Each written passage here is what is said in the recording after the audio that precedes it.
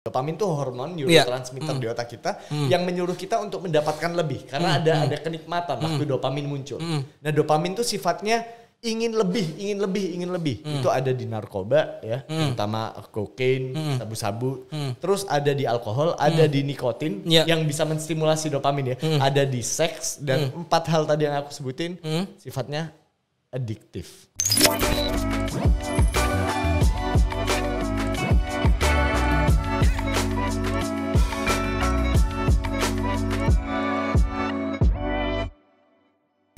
Assalamualaikum warahmatullahi wabarakatuh. Kembali lagi di podcast Bincang Cinta Zakat.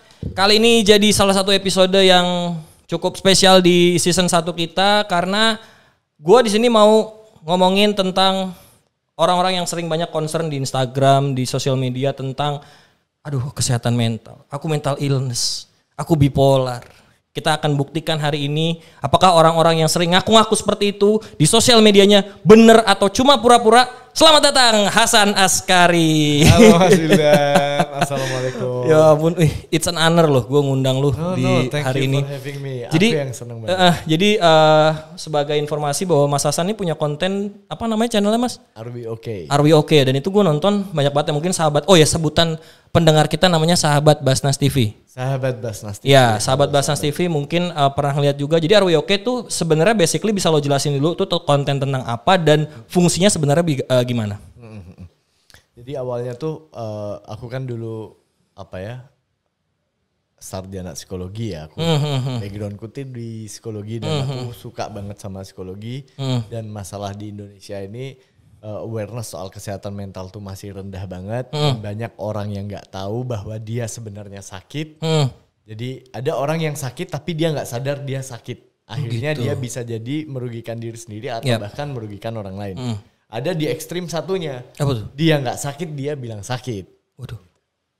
Ya itu yang disebut self-diagnose and it's very dangerous gitu, nggak baik. Dan di Indonesia tuh banyak dari dua spektrum itu, yang sakit tapi nggak sadar atau yang sakit tapi malu mengakui karena di sekitar kita tuh stigmanya terlalu negatif.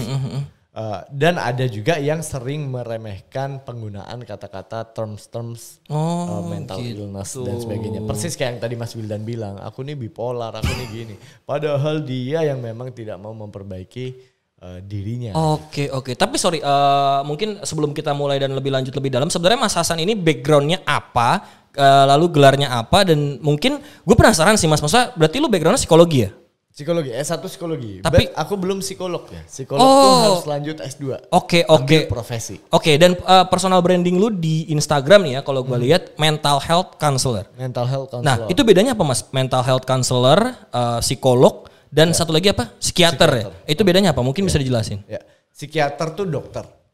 Dia literally medical doctor, ambil spesialis kejiwaan. Makanya SPKJ gelarnya. Itu yang disebut psikiater. Bedanya sama psikolog tuh emang praktisi psikologi, terapis psikologi, bagian konselor psikologi yang memang bisa melaksanakan diagnosis, mendirikan diagnosis ya, kamu punya gangguan ini, lalu bisa menggunakan terapi psikologis, menggunakan paradigma psikoanalisa, menggunakan paradigma macam-macam gitu ya, ada CBT dan sebagainya.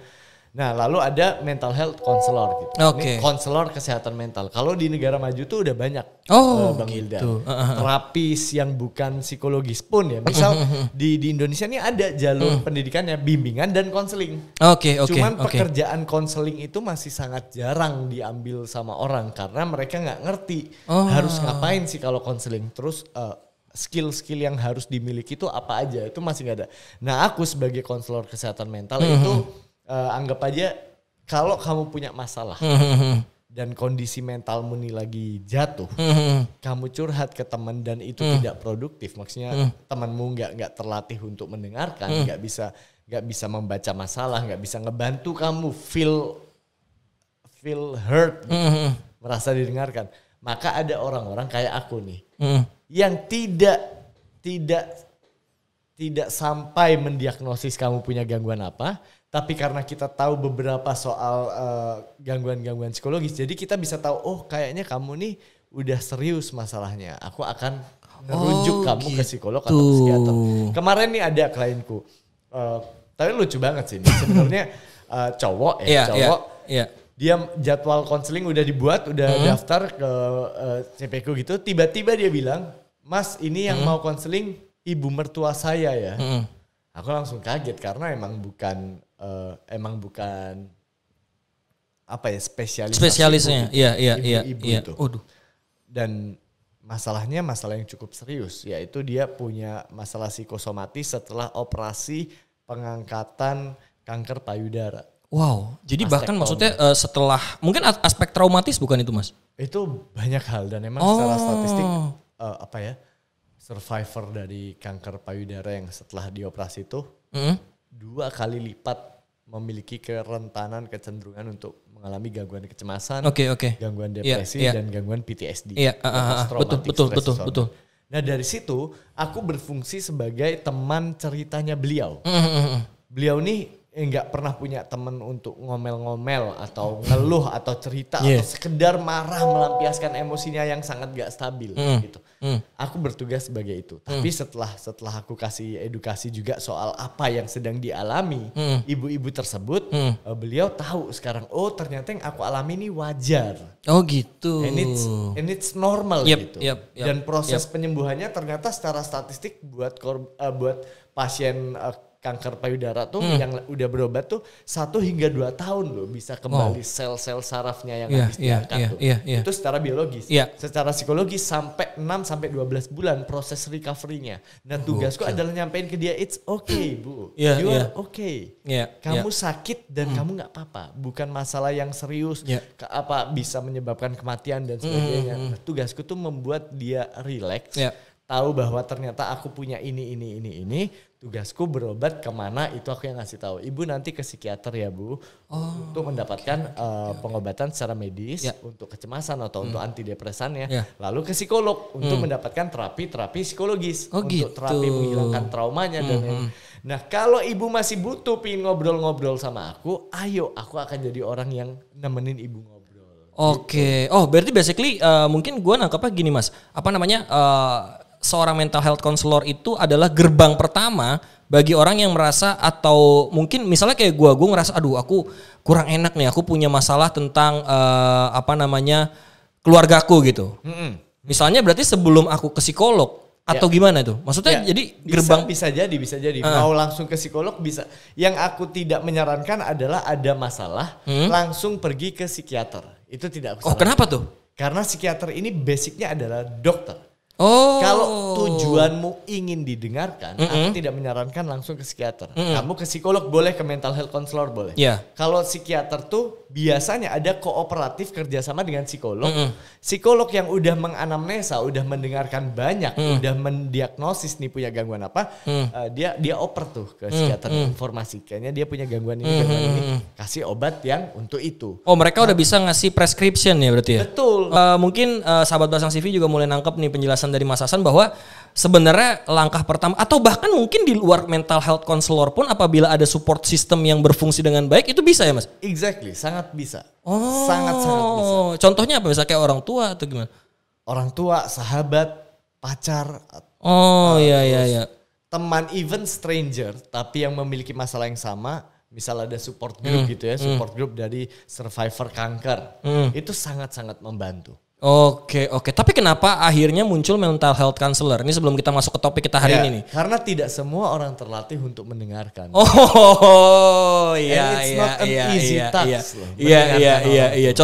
Contohnya mungkin kayak gini kali ya, kayak orang yang udah cerita, aduh Mas, aku udah jedot-jedot kayak pusing gitu, suka jedot-jedotin pala ke tembok, tapi orang tuanya langsung nyuruh sholat kamu nak. Sholat gitu. Meskipun sholat adalah salah satu solusi.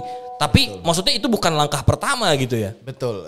Ya itulah stigma-stigma masyarakat kita ya. Ketidaktahuan sih. Sumbernya adalah ketidaktahuan. Karena awam banget sama dunia mental, dunia kesehatan mental. Akhirnya orang tua atau sahabat kita tuh menjawab ya terbatas dengan apa yang ada di kepalanya. Oh gitu. Di zaman beliau, di zaman orang tua kita nggak ada tuh psikolog, psikiater terus tahu namanya bipolar 1, bipolar 2 nggak ada. Yang ada orang kalau nggak seimbang, nggak stabil tuh berarti kurang pegangan, imannya nih nggak kuat. Oh gitu. Jadi ya orang tua kita jawab sebatas sebatas informasi yang mereka tahu. Iya, Gitu. iya. Berarti sebenarnya didasari juga oleh keterbatasan referensi mungkin ya. Betul. Oke. Nah, jadi Mas Hasan, topik kita kali ini nih karena ini adalah Pekan Kedermawanan.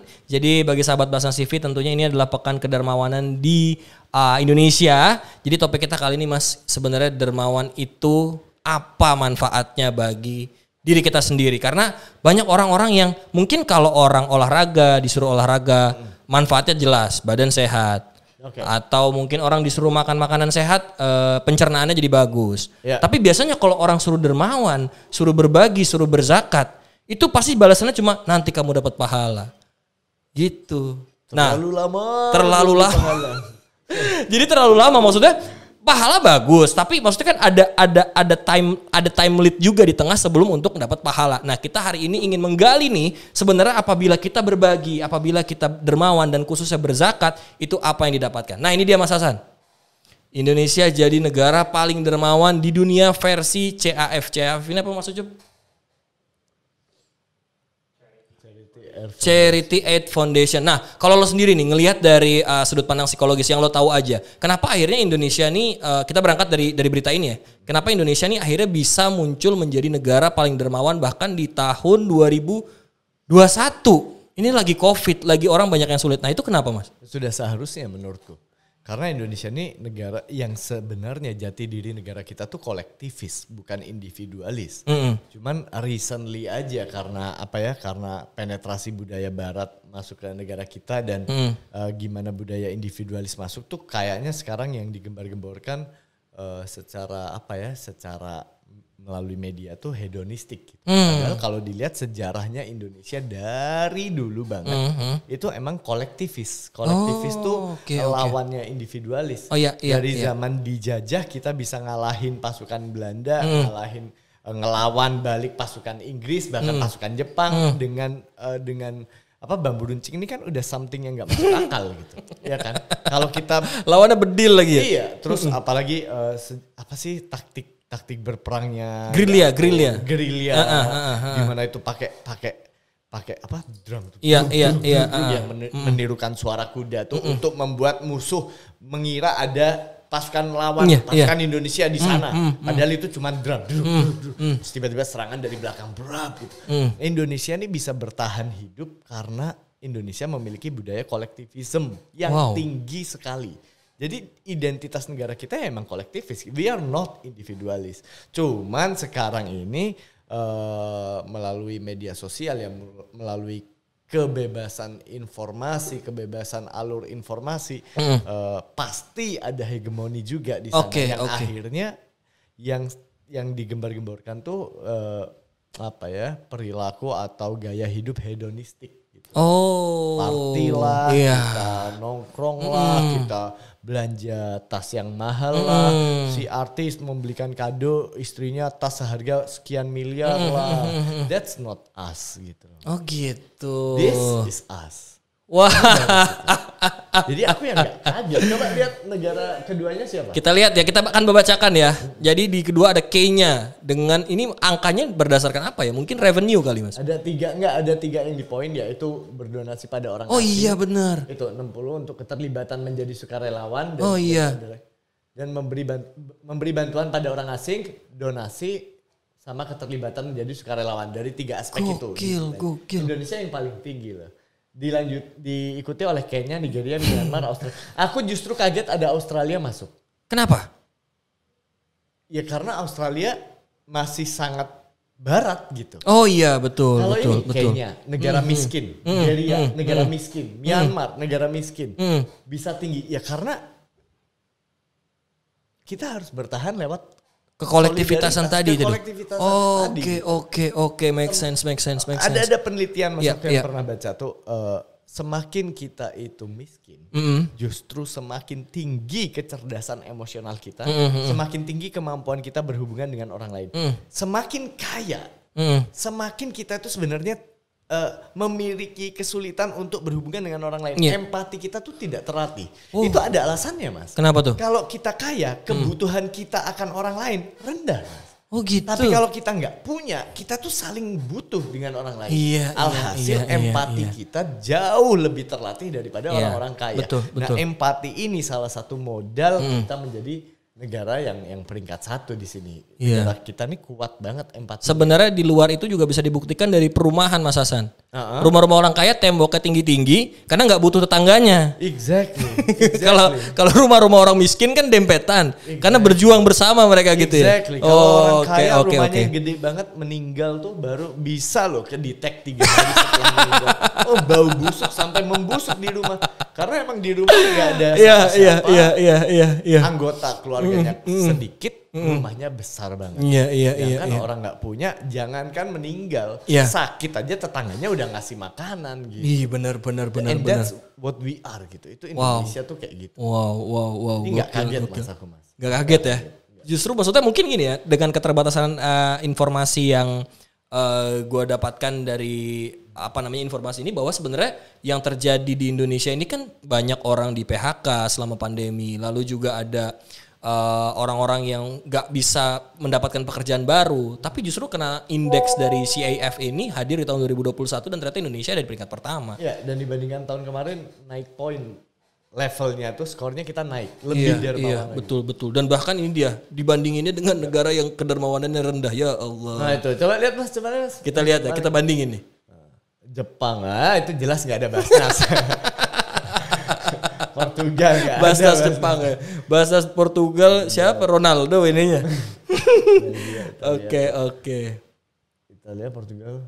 Iya sih bener sih. Ada Maroko, Libanon, Pakistan. Agak sulit sih untuk dermawan di daerah konflik, agak sulit memang. Oke, Bang Hasan. Nah, karena kan tadi kita udah membahas kedermawanan nih. Tapi gue tuh juga penasaran kenapa dari kedermawanan itu banyak public figure atau semacam mungkin artis kali ya bisa dikatakan yang menjadikan atau mungkin semacam kepompa gitu ya, terpompa rasa ingin berbaginya atau gimana. Nah, lu tuh ngelihatnya gimana fenomena tersebut dari sudut pandang psikologis? Karena mungkin di zaman dahulu ketika sosial media belum ada, sebenarnya mungkin banyak public figure yang juga melakukan kegiatan charity, berbagi. Tapi ketika exposure-nya itu tidak sebesar sekarang, ya nggak ketahuan aja gitu maksudnya. Paham. Ini mau ngomongin artis yang ada kontennya untuk memberi, yang biasanya ada backsound yang sedih, terus bikin orang kita di TikTok di TikTok. Iya, bikin kita ikut luluh hatinya ngeliat kebaikan. Atau artis yang dermawan tapi di balik layar, yang mana dulu? Oke, kita bahas mungkin yang di balik layar dulu ya. Yang di balik layar dulu. Berarti yang dia yang tidak mengkontenkan. Betul. Yang dia berbagi ya memang ya ini kesenangan gua gitu. Dan jadi nanti kita akan bedah apakah itu menimbulkan adiksi dari diri kita sendiri. Oh, oke. Jadi secara evolusi Homo sapiens kalau memberi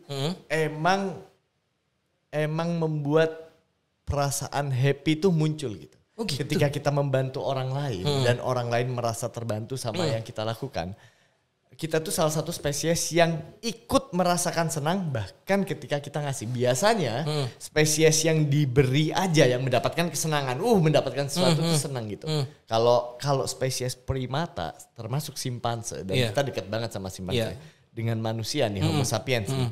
Even yang pemberi pun mendapatkan respon biologically untuk merasa senang, dan itu pernah dibuktikan lewat tahun 2000 berapa? 2004 atau 2006. Ini riset ya berarti ya? Iya, ada bukunya bahkan. Oke. The Happy Money gitu. Ada dia masukin salah satu risetnya di tahun 2004 atau 2006 itu di otak manusia dikasih fMRI, jadi kayak yang buat brain scan ngelihat aktivitas otak. Lalu kayak di Terminator ya? Betul. Untuk mau dilihat tuh di screen tuh ada aktivitas otaknya nih, ada yang merah, ada yang biru gitu.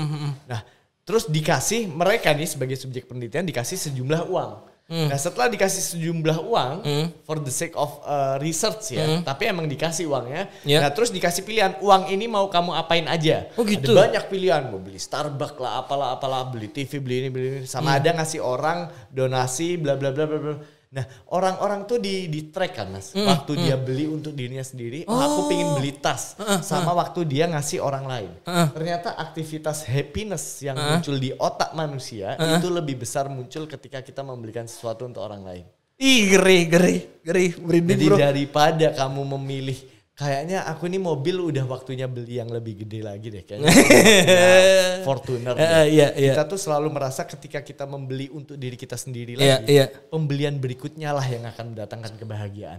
Justru kalau Mas Wildan tanya apakah adiksi memberi ke orang lain, justru yang edik itu memberi ke diri sendiri, membeli sesuatu untuk kita sendiri. Itu yang nagih, itu dopamin tuh bahan bakarnya. Aku sering ngomong tuh soal dopamin. Dopamin tuh hormon neurotransmitter di otak kita yang menyuruh kita untuk mendapatkan lebih karena ada kenikmatan waktu dopamin muncul. Nah, dopamin tuh sifatnya ingin lebih. Itu ada di narkoba ya, terutama kokain, sabu-sabu. Terus ada di alkohol, ada di nikotin yang bisa menstimulasi dopamin ya. Ada di seks dan 4 hal tadi yang aku sebutin sifatnya adiktif. Oh, But gitu. giving, memberi, itu yang muncul bukan hormon dopamin tapi oksitosin. Apa tuh? Hormon cinta. Itu hormon ketika kita meluk pasangan kita saat udah mau tidur. Oh gitu. Gandengan tangan. Iya. Perasaan bahagia yang ngerasa kayak hidupku bermakna. Iya benar. Kasih sayang ibu ke anak, anak ke ibu, itu oksitosin. Dan giving yang dikeluarkan adalah hormon oksitosin. That's what makes us happy. Kalau dopamin makes us satisfied gitu. Oh gitu. Tapi terus dopaminnya minta lagi, minta more.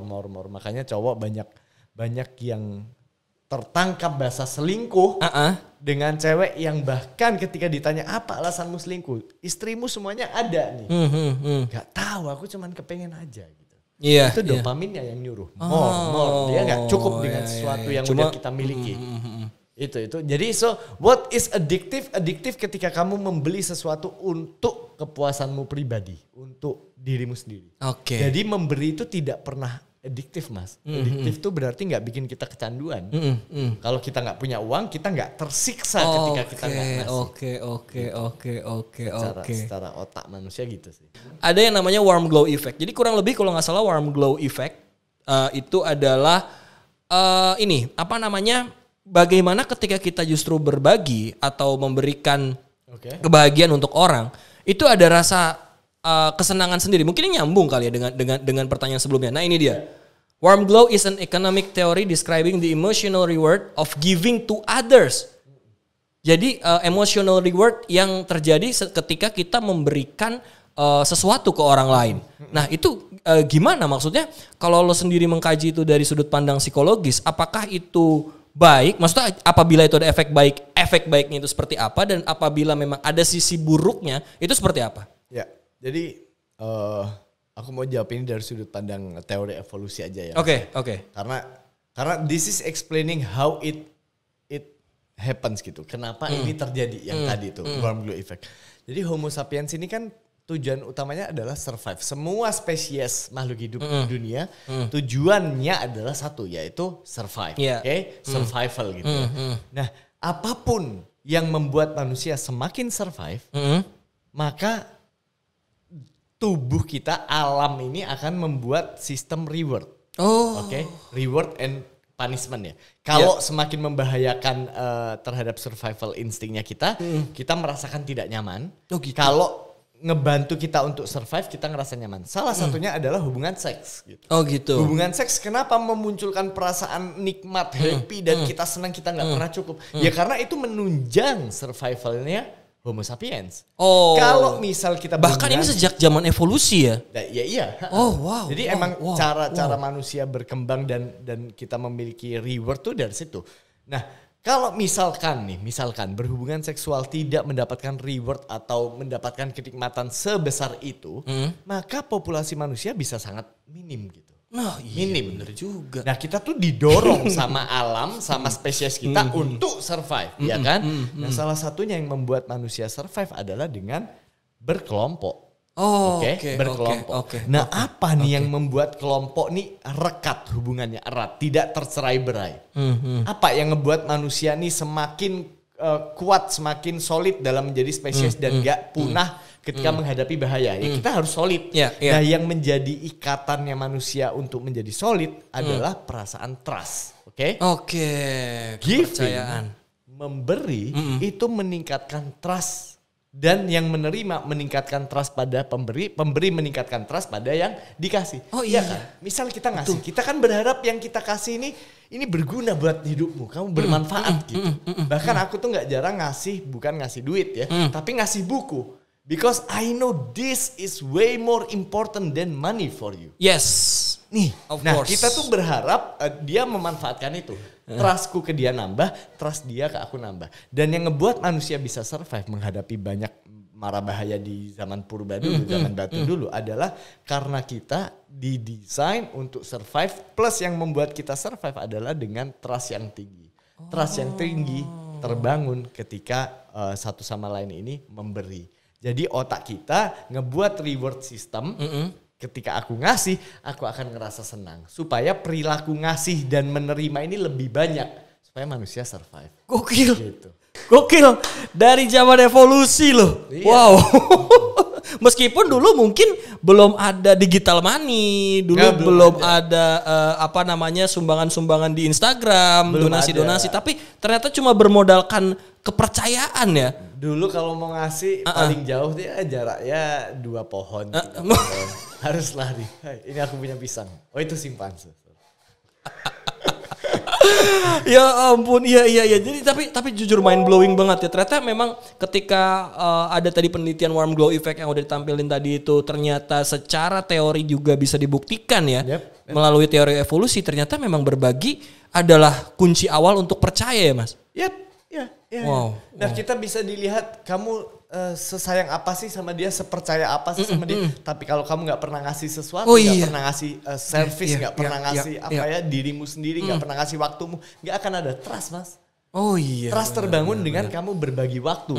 Time is also a resource ya. Iya. Oh. Ya, dan memberi itu nggak terbatas di uang, Mas. Waktu tuh lebih mahal dari uang. Gokil. Nah mungkin kalau dari fenomena yang terjadi sekarang nih, karena gue ngelihat konten lu juga Mas, di Instagram lu sering mengaplikasikan itu dengan realitas sosial yang terjadi baik itu di kenyataan maupun di sosial media. Nah lu bisa ngasih nggak contohnya mungkin dari sudut pandang yang lo tahu aja ya, berbagi itu seperti apa dan kenapa akhirnya ada kecenderungan kalau orang itu akan terus menerus bahkan dijadikan sebagai sebuah personal branding. Kayak artis-artis yang tadi. Dan mungkin ini ngarahnya ke artis-artis yang ngontenin. Nah itu dia Mas, itu dia. Oke. Sejauh yang aku tahu ya, yang aku baca ya, giving yang memberikan kita pleasure, itu giving yang memang harus dilandasi dengan sikap altruism. Altruism itu mementingkan kepentingan orang lain. Selfless act gitu ya. Oh ya, selfless act. Nah kalau memberi tapi ada embel-embel kita pun juga dapat something in return. Dalam hal ini AdSense ya. Dan orang Indonesia, bukan orang Indonesia sih sebenarnya, semua orang yang masih besar pengaruh emosi dalam hidupnya. Indonesia ini by the way secara umum masyarakatnya tuh emotif. Emotif tuh berarti peran emosi dalam pengambilan keputusan masyarakat kita tuh masih tinggi banget, peran emosi. Oh iya. Memberi tuh kita melihat orang yang memberi, jangankan kita yang ngasih, kita melihat 2 orang yang memberi dan menerima, itu bisa membuat warm glow effect. Oh gitu. Okay? Ngasih menonton sebuah kebaikan itu bisa bikin kita happy loh Mas. Iya. Kita akan merasa hangat dan hormon oksitosin kita terstimulasi. Tujuannya ya supaya kita semakin sering melakukan yang kita tonton.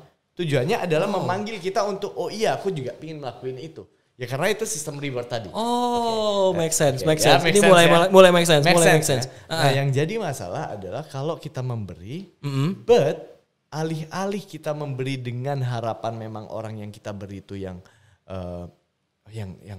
berkembang, yang menjadi lebih baik hidupnya karena pemberian kita. Tapi alih-alih itu kita malah memberi karena kita tahu kita akan mendapatkan something yang lebih besar, rewardnya yaitu dari AdSense misal. Ini justru bukan kebaikan yang bisa membuat dirinya bahagia. Yang aku takutkan dia cuman win-win karena ya dia keluar duit tapi dia dapat duit yang lebih banyak. But happiness-nya nggak dapat. Makanya ini ngomong keluar konteks ya. Jadi yang kita tonton tadi artis-artis yang paling dermawan dari 7 itu belum ditampilin sih ini. Nah ini dia. Ini bukan artis-artis yang membuat konten berbagi kebaikan. Iya. Ini artis yang memang literally berbagi, dermawan. Dia bahkan punya badan charity sendiri, mungkin. Dan dia tidak memperkontenkan. Ya, kita lihat muka pertama siapa yang tampilkan? Raffi Ahmad. Wow. Iya. Sama semua orang yang ada di sini salut sih. Iya. They do the right thing gitu. Iya, ini ada Mas Ivan Gunawan. Wow. Iya. Ada Mbak Nikita Willy juga. Tuh, nggak ada kan? Nikita Willy bagi-bagi terus nangis. Ada kakek-kakek yang cerita terus nangis. Nggak ada nih, nggak dikontenin nih. Dan mereka lah yang mendapatkan reward positif dan mereka merasa happy, mereka merasa hidup mereka bermakna. Itu orang-orang ini. Tapi kalau yang dikontenin dalam tanda kutip yang berjualan kebaikan itu ya udah mereka cukup dapat reward eksternal yaitu uang dari AdSense itu. Oke. Nah, ini mungkin tadi nyambung dengan perkataan lu nih gitu ya, Raffi Ahmad ya. Dikenalin. Ini nyambung nanti perkataan lu. Tadi lu bilang altruism adalah sikap yang mementingkan kepentingan atau kebaikan orang lain.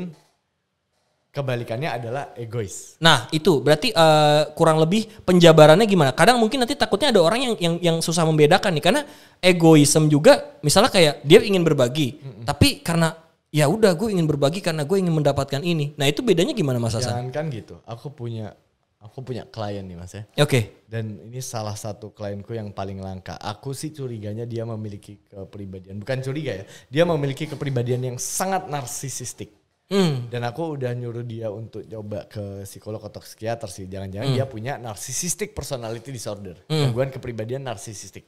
Orang-orang narsisistik ini even berbuat baiknya karena dia ingin merasa baik. Aku ini orang baik. Beda loh Mas. Berbuat baik karena orang yang sukarela, orang yang benar-benar hatinya baik tuh ya udah ngasih dan terus dia seneng banget bisa bantu orang. Ini kalau boleh cerita ya Mas, kalau boleh cerita, yang paling parah ngajarin aku soal memberi itu istriku. Oke. Jadi kita kan kalau di Sidoarjo, kalau di sekitar di Surabaya kan ya, naik motor. Di Jawa Timur. Ya, Jawa Timur naik motor gitu. Ya. Terus mau udah deket sampai apartemenku tuh ada misalnya ada kakek-kakek gitu yang jualan jagung waktu itu, jagung rebus. Jagung rebus tuh istriku langsung bilang, yang berhenti. Okay. Ada uang nggak? Kita kasih yuk. Oke. Ya, ada Beb, ada. Berapa? Dia tanya berapa? 20.000 ini ada. Jangan 50.000. Ini pertama kali aku, wow, nggak kebanyakan ngasih 50.000 gitu. Dan ternyata itu hanya pertama kali sejak setiap kita akhirnya ngasih orang, kita selalu berusaha ngasih yang terbesar. Nominal terbesar yang ada di dompet kita. Dan dia waktu habis ngasih itu kayak happy banget. Aku pun akhirnya ngerasain anjir happy banget. Dan kita semaksimal mungkin berusaha untuk ngejaga perasaan yang kita kasih juga. Karena kita ingin benar-benar demi kebaikan mereka. So we have to think. Sebelum ngasih ini harus kita pikirkan loh. Apakah dia tersinggung kalau kita ngasih. Terus cara ngasih yang paling enak gimana? Kalau aku sama istriku sih biasanya beli. Dagangannya 5.000 gitu. Tapi Pak kembalinya bawa aja Pak. Iya. Jadi kita nggak ada menyinggung. Kita karena kalau dia berdagang lalu kita kasih, siapa tahu dia ini nggak mau dikasih. Aku ini mau usaha gitu. Iya bener Mas. Persis kayak kejadian kemarin yang viral. Orang yang berniat usaha dianggap mau ngasih. Betul. So itu even dalam memberi loh Mas, kita nih harus penuh pertimbangan untuk kebaikan orang lain. Jadi berbagi itu harus benar-benar altruisme. Harus benar-benar demi kebaikan orang lain. Ngeri. Ada kalau boleh ada satu cerita lagi dari istriku nih. Aku belajar sesuatu karena dalam aspek memberi dan diberi ini. Ternyata Mas, kecenderungan kita nih ya. Aku tuh sadar ketika aku di waktu sebelum pindah rumah ya, aku di apartemen sama istriku tuh, waktu kita mau ngasih sesuatu ke orang, yang kita kasih ini kenapa kok yang orang-orang ramah, orang-orang baik? Kok kita nggak pernah ngasih orang yang mukanya judes atau apa gitu? Itu kenapa ya? Tukang parkir di apartemenku tuh ada 2 ini baik banget. Jadi kalau ketemu ngasih ngobrol sama aku tuh sampai ngobrol juga gitu. Nah akhirnya waktu perpisahan kita pindah rumah, kita ngasih ke 2 orang ini. Yang satu ini enggak, walaupun aku ngerasa bersalah, kok pilih-pilih sih kita nih ngasihnya. Ternyata Mas, secara umum kita itu lebih mudah memberi ke orang lain yang kita tahu mereka orang baik. Oh gitu. Dan salah satu detektor kebaikan hati yang paling mudah karena waktu kita singkat untuk mengenal mereka adalah keramah tamahan. Oh, jadi itu kunci bahwa kenapa first impression untuk ramah penting ya? Betul. Dan yang ngebuat kita senang itu kita ngasih ke orang yang baik dan kita tahu orang baik ini nggak akan mengecewakan atau melanggar trust kita.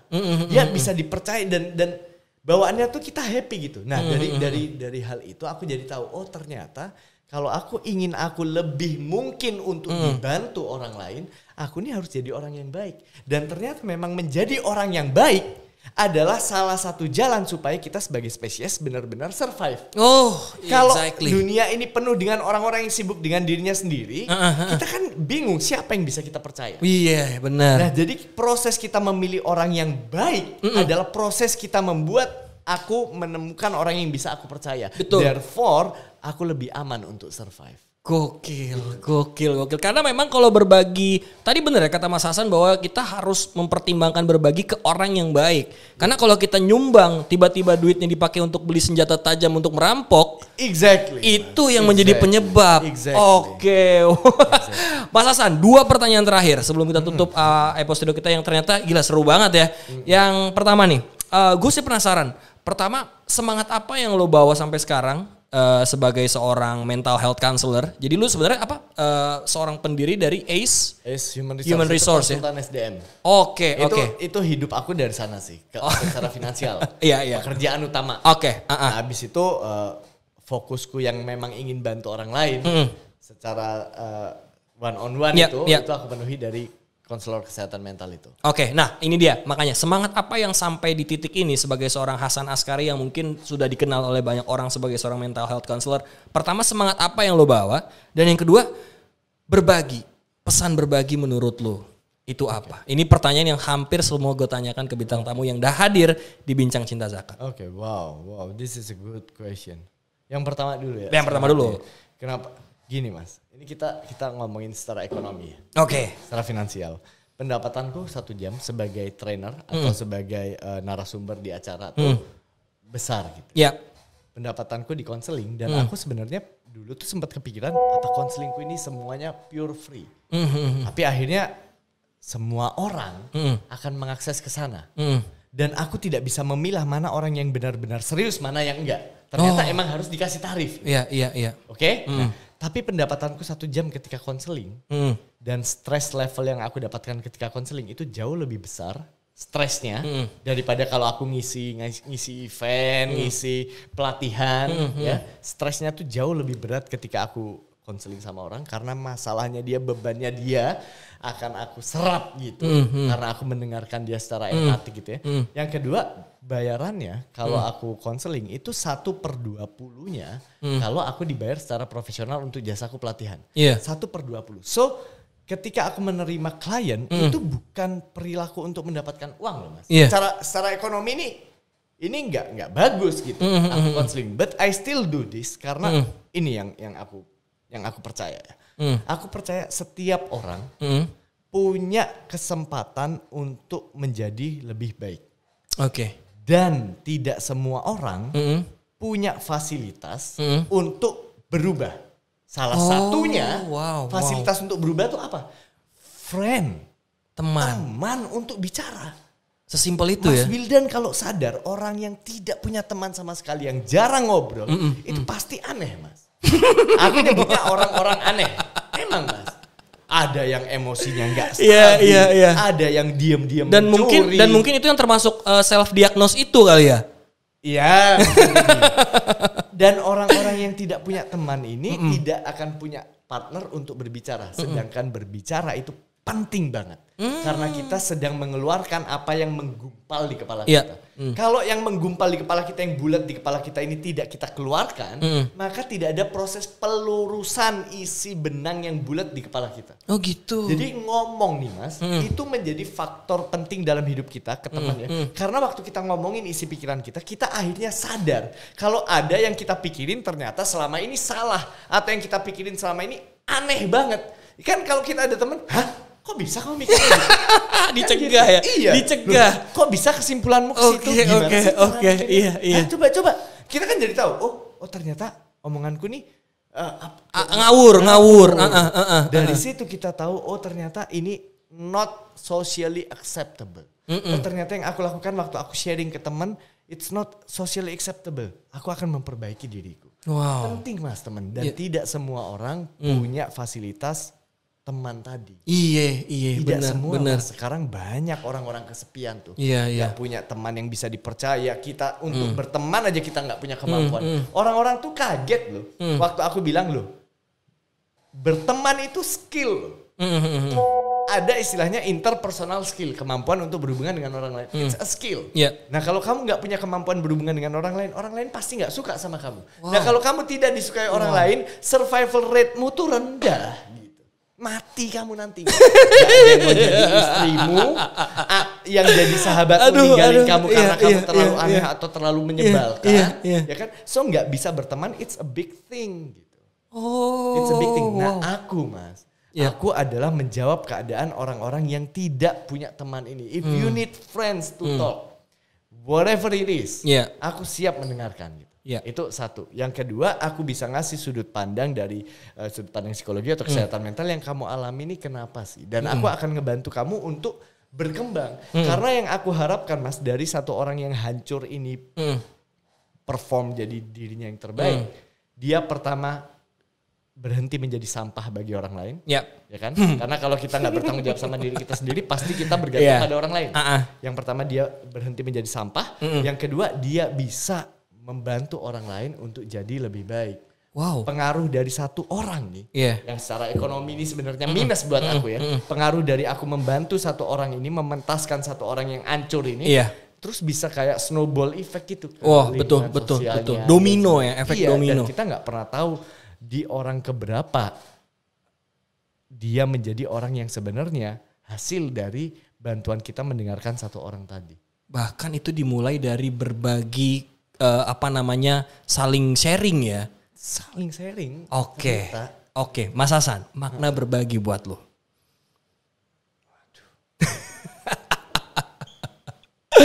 Gimana ya kalau ngomong tuh aku takutnya dianggap apa sih? Wah ini lagi show off. Dan gue nunggu gong lu sebagai seorang mental health counselor yang mungkin lu adalah salah satu pelopor yang mempelopori juga terminologi mental health counselor di Indonesia. Iya mungkin ya karena nggak banyak.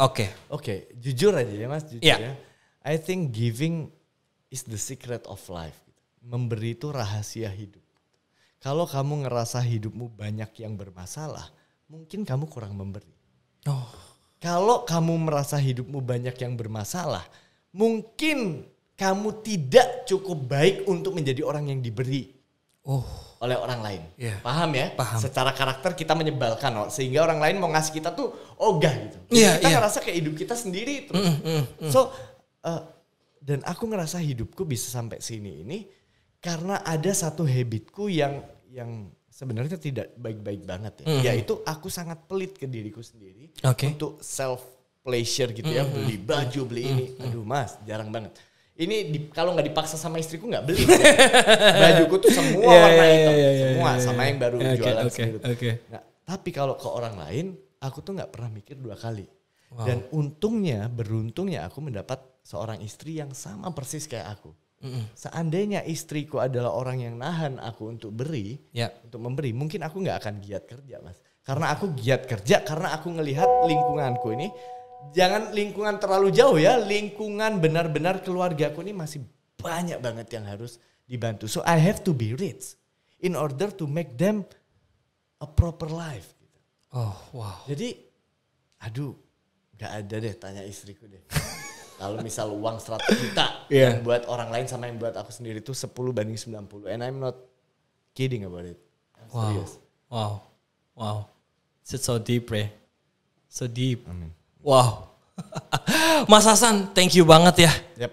Udah hadir ke Bincang Cinta Zakat pada episode kali ini. Dan gue mendoakan semoga kita pingin banget di episode lain ya. Yang lebih banyak karena pasti bahasannya lebih dalam lagi tentu. Let's go. Ya, Let's go. Oke, let's go Mas Hasan. Terima kasih banyak. My pleasure. Sehat-sehat terus. Amin. Dan semoga tetap berkarya dan menginspirasi orang-orang di Indonesia khususnya untuk mental health counselor.